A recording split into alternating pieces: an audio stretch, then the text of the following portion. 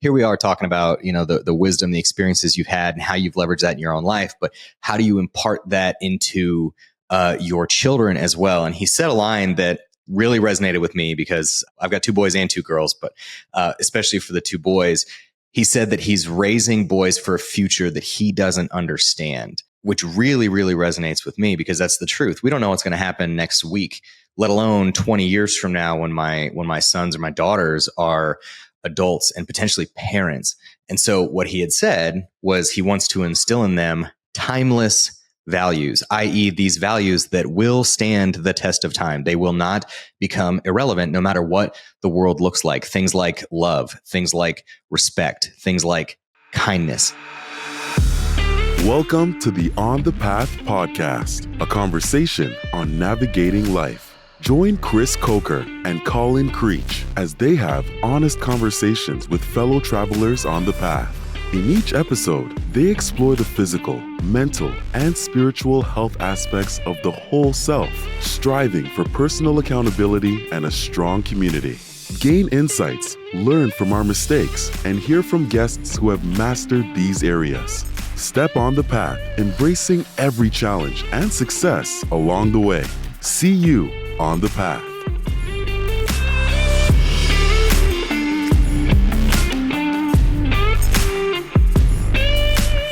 Chris, we just had an awesome episode with Wael Adhami, and I have to thank you again for introducing us a few months ago. I'd heard you talk about him for years, and I'm always like, yeah, sounds great. And then when I met him, I think you actually undersold how awesome he was just all around as a leader, as a mentor, as a friend. He is truly exceptional. And I think this episode really highlighted his mindset of courage, but also of kindness and everything in between. But thinking it back on this last episode with him, what was the first big takeaway for you? Or what was something that stuck that you want to try and incorporate into your path?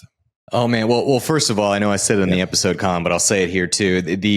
I love, one of my greatest joys truly is connecting the good people in my life, right? If I've got, a really good friend in you and I've got a really good friend in Wael, why would I not introduce the 2 of you to see if there's an opportunity to have a friendship there? And that's really, I think, that's in part what the show is all about, how to build a strong community. And so as, honored to be able to do that for you and for Wael. He said nothing but good things about you as well.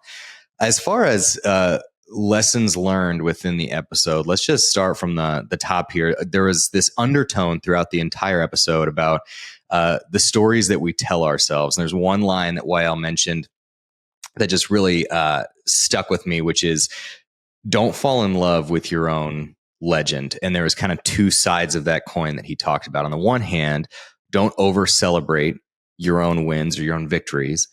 And the other side is don't overdwell on your own failures. And it's this belief to just kind of stay steady and stoic so that you allow yourself to continue to move forward. You're not letting the positive or the negative stop you from moving forward. And I thought that was just a phenomenal way to just view life in general. But what about you? It was that one specifically. I think it was the stories we tell ourselves, and literally he was talking about it, and he mentioned it was ego because the book Ryan Holiday that we read earlier this year, Ego is the Enemy. I mean, literally, it's the story of success and failure when people either fall in love with their legend or they have that cognizance of, yes, and maybe I won this time, but I know I'm going to make more mistakes, or I know I'm not perfect. So let me not get caught up in the story of how awesome I am. And he really did a great job of that because his resume is just so diverse, so stacked. I mean, he could brag a little bit and you would completely think it's justifiable, but I haven't heard him brag once since we've connected. Yeah, one of my favorite things is, so if I can, so one of the other, I guess, again, it's an undertone that came throughout the entire episode, but it's this gratitude mindset that he has, because on the one hand, you hear about his upbringing and frankly, some of the stories that man has are harrowing. Like they're things that you would not ever want, your worst enemy to experience, yet he experienced them. And when you ask him about those experiences, he will tell you, I am lucky. Because he genuinely believes that those experiences are what made him into the person he is today. And in a way, Colin, I was actually thinking about when we had this discussion with him, it was a throwback to the Dr. Britt episode where he was talking about being thankful for these experiences, the good and the bad, because you need both in order to, in order to continue to live that fulfilled life. So I was just blown away. And it was, I'm curious, was there a particular story that he mentioned that kind of stood out to you, Colin? I think to your point, the Dr. Britt callback was really one that stuck with me too, because he can't change a thing. He's had traumatic experiences. He's had some incredibly positive experiences, but he said he's thankful for the good and the bad. And he said multiple times, I am lucky. I think one of the stories, especially his childhood growing up, once he had escaped Lebanon with his mother and brother, growing up in Greece, he saw an accident and somebody passed away. And he even talked about reflecting on that experience. It was really kind of disturbing to him in a way, but at the same time, it led him to a life of service, just out of grad school. And I think that was an important part where that was, to me, a bad experience, but also really led him to something good too. And if he had let that be a defining moment, not saying it was or wasn't, it could have shaped things in a negative way, but he used it for good. And so that was one of those stories of him, that stuck out as good. He's thankful for them all, his good and bad experiences.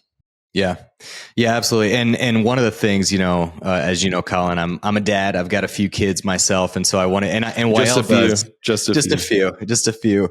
And Wael does as well. He's got 2 boys. So shamelessly, I took advantage of that in the conversation. I wanted to ask him, okay, here we are talking about the wisdom, the experiences you've had, and how you've leveraged that in your own life. But how do you impart that into your children as well? And he said a line that really resonated with me, because I've got 2 boys and 2 girls, but especially for the 2 boys, he said that he's raising boys for a future that he doesn't understand, which really, really resonates with me, because that's the truth. We don't know what's going to happen next week, let alone 20 years from now when my sons or my daughters are adults and potentially parents. And so what he had said was he wants to instill in them timeless values, i.e., these values that will stand the test of time. They will not become irrelevant no matter what the world looks like. Things like love, things like respect, things like kindness. And that's really kind of what he focuses on and what he anchors on to in his own life to make sure that he doesn't ever derail too far. So that one was probably for me just the real sucker punch in the episode where I was like, wow, that one just hit and it's stuck. This concept of timeless values is one that I'm going to carry away probably forever. I think it's a beautiful way of looking at an unknown future. And that was the kindness part he had said multiple times. And it didn't say weakness, because I think there's a big difference between kindness and weakness, but he was really setting that precedence where it really starts with you or my children, showing respect, showing love, being kind, because you can expect all different things from the world that probably will disappoint you. But if you are the one putting it out there, I really do believe a little bit in karma. And I think those things do come back to you. And he embodies those things truly and clearly. You could tell when he was saying them that he believed it, but also my short experiences with him and your working for him, knowing him over the past few years has really, shown clear that that's who he is and also what he's trying to impart on his kids. Yeah, absolutely. So one of the, I guess kind of the other big, the last big pillar that we'd want to talk about, obviously you and I, Colin, are both students of leadership, and I'm sure it wasn't lost on you. There were several moments throughout that episode where he's just dropping tips and tricks on how to be an effective people leader. So let me ask you, what were some, within the realm of people leadership, what were some of the takeaways that you got from the conversation with Wael? Oh man, the one that stuck with me first and foremost was you can't be a good leader if you don't care. And it's so basic, but so very, very true. And I think it reminded me of our episode with Ryan McCool, that servant leadership, but it's not about you. And it really does matter. You know when somebody truly cares, and that can really separate things. So I think the first part from his insights into people leadership was you actually have to care, and you have to care about the people that work for you. Yeah, absolutely. One of the ones that got me, ironically, it got me because he quoted this pet peeve of his, and I had to laugh because I thought to myself, like in previous roles with previous, leaders, and I'll use air quotes for those listening, this is a piece of advice that I've been given. And Wael said this phrase of fake it until you make it. I think the words he used were, that's bullshit, and he doesn't believe it. And I laughed because I thought to myself, like, yep, that's about, like, I've heard that so many times. And what I like though is where he was coming from, and his mindset is very much like, well, why would I fake it? Because the implied there is that I don't even believe that I could do it. So how likely am I to succeed if I don't believe in myself to begin with? So his whole take with fake it till you make it, I really think it's rooted in grace for one's self. It shouldn't be about faking it. It should be believing in yourself. Like, maybe you haven't made it yet, and that's okay, but just believe in yourself and know that you can do it, and give yourself the grace to know that you will get there. But if you quote unquote fake it until you make it, you're never going to get there because you've already put yourself in a box of a limiting belief.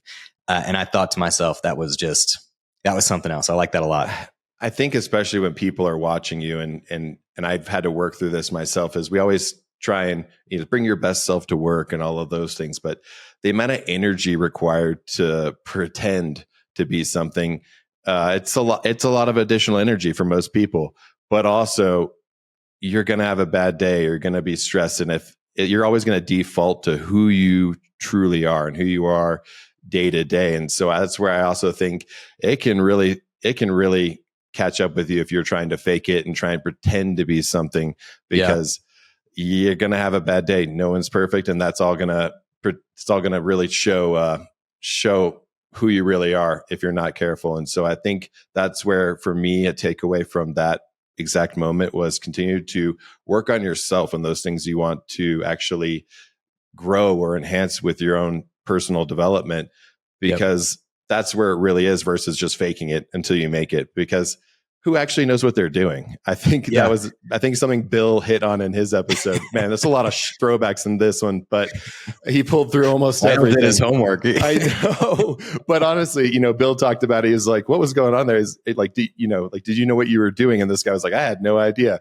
And I think that just goes to show, like, most people have no idea what they're doing all day, and so some people are faking it till they make it. But how do you truly, make things better? I think it's just being your true and genuine self at work, with your family. That's right. With your community, all the above. That's right. And one of the, I guess the last pull through that I'll make for Wael is, he said that bad decisions don't mean you aren't headed in the right direction. So for everybody listening, what he's getting at is, you can make a bad decision, and that's okay. You have to be willing to learn from that bad decision, but it doesn't mean you aren't headed in the right direction. That's where that belief in failure is okay. That's where that gratitude mindset, that feeling of being lucky, that feeling of being thankful, that's where that becomes so important, that you're going to make a bad decision. We all do, because as Colin just said, we don't necessarily always know what we're doing. But instead of faking it until we make it, why don't we just believe in ourselves and believe that even though we've made a bad decision, we're still moving in the right direction. So, this is, Colin, this is tip of the iceberg with that episode with Wael. It is a phenomenal discussion. And every time I get a good talk with Wael, and I always think to myself, I have so much yet to learn from that man. So that was a good one. I think just recapping and reflecting, we talked about the stories we tell ourselves, whether that be don't fall in love with your own legend, or practicing gratitude. I'm lucky. I'm thankful for all the experiences, good and bad. Timeless values, love, respect, kindness, many more. But also, as a people leader, you have to actually care, but also know that you're going to mess up. You're going to make bad decisions, but that's also not a defining moment. It's what you do after those moments that truly matter. Did I miss anything on that, Chris? Or is that the tip of the iceberg, the 10% that we learned about Wael on this episode, and potentially the first guest to be a repeat? Anything missing? That's right. No, I don't think you missed it. For everybody listening, if you love coming to the debriefs, because it's kind of that Cliff Note version of the episode, highly encourage you, if you haven't yet, go back and listen to Wael's episode. It really is. Colin and I are trying to distill down the key learnings that we took away, but there's something special and powerful about learning it directly from the person who said it first. So go back and listen to Wael Adhami's episode if you haven't yet. Be sure to subscribe on YouTube. follow us on Instagram, and of course, download the episodes wherever you listen to your podcast. So with that, Colin, I think this debrief is a wrap. It's a wrap. I'll see you on the path, Chris. See you on the path.